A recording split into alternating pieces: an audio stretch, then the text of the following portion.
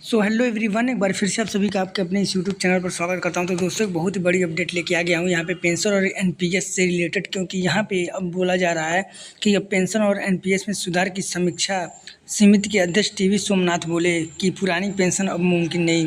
तो दोस्तों, यहाँ पे देख लेते हैं इन लोगों ने इस पर क्या क्या चर्चा किया और क्या क्या बातें हुई। तो देखिए, यहाँ पे 2 टुक लिखा है कि नई दिल्ली एजेंसी वित्त सचिव टीवी सोमनाथन ने कहा कि पुरानी पेंशन व्यवस्था अब वित्तीय रूप से मुमकिन नहीं है और इसे लाना देश के उन नागरिकों के लिए नुकसानदेह होगा जो सरकारी नौकरी में नहीं है। फिर आगे कह रहा है कि सोमनाथन ने कहा कि एक वित्तीय अधिकारी के नाते कह रहा हूँ कि आखिरी फैसला सरकार करेगी।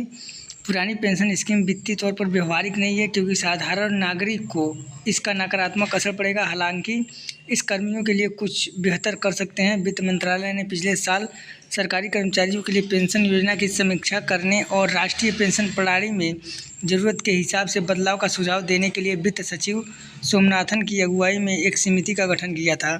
तो फिर देखिए आगे क्या बोला गया है कि इस मुद्दे पर सरकार की चिंता से अवगत कराया।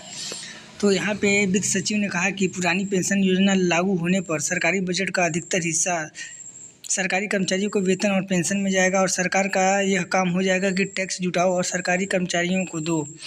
फिर सरकार का यही काम नहीं है। पेंशन का भार भविष्य की पीढ़ी पर पड़ेगा, बाद की सरकार पर पड़ेगा। हालांकि एनपीएस को लेकर कर्मचारियों की जो न्यूनतम आशा है उस पर अमल ही हो सकता, हालांकि उससे भी लागत बढ़ेगी। फिर आगे देखिए क्या बोला, नई कर प्रणाली बदली तो सोच का नतीजा।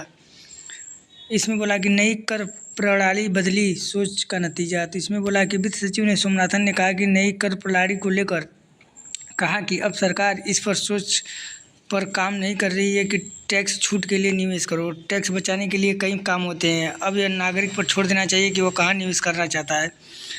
और फिर यहाँ पे देखिए, एनपीएस पर बनी समिति का काम पूरा नहीं हुआ।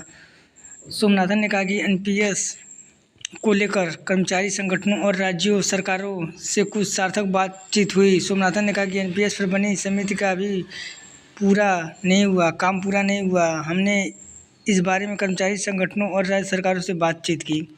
मतलब जो एनपीएस में 40% 50% देने वाले थे पेंशन, अभी उस पर भी काम पूरा नहीं हुआ। अभी देखिए आगे क्या करते हैं।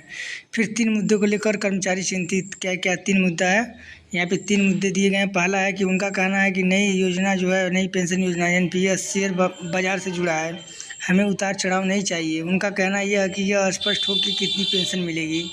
सेकंड पे देखिए क्या बोला, उन्हें सेवानिवृत्ति के बाद जो भी पेंशन मिले उसमें महंगाई से निपटने का भी कुछ प्रावधान यानी डीए मतलब महंगाई भत्ता जैसी व्यवस्था चाहिए। ऐसा नहीं होने पर पेंशन का वार्षिक मूल्य घट जाएगा। तीसरा देखिए क्या बोला कि अगर किसी ने पूरी नौकरी यानी 30 साल तक काम नहीं किया है उसके लिए कुछ न्यूनतम पेंशन तय की जाए। ये ऐसे मामले हैं जिस पर हमें निर्णय लेना है। तो दोस्तों, यहाँ पे आप लोग देख सकते हो कि ये लोग जो हैं आप पुरानी पेंशन को बोल रहे हैं कि मुमकिन नहीं। तो आप लोग ये होते कौन हो ये कहने वाले कि पुरानी पेंशन मुमकिन नहीं? आप भी एक गवर्नमेंट के सर्वेंट हो और ये बहुत सारे लोग ऐसा बोल चुके हैं कि नहीं मुमकिन है, लेकिन कर्मचारी तुले हुए हैं कि हमें ओपीएस चाहिए तो चाहिए, चाहे गवर्नमेंट किसी भी तरह दे। अगर ओपीएस नहीं देना है तो सभी का बंद करो। जो यहाँ पे माननीय सांसद जी, मंत्री, इन सबका ओपीएस बंद होना चाहिए। आखिर वो ओपीएस का लाभ क्यों ले रहे हैं? और कर्मचारी जो यहाँ पे 30 साल 35 साल ड्यूटी दे रहा है गवर्नमेंट को, आप उसको ओपीएस में नहीं रख रहे हैं और एनपीएस की काला पानी की सज़ा दे रहे हैं। तो ये अब हम लोग ये अत्याचार नहीं सहने वाले हैं।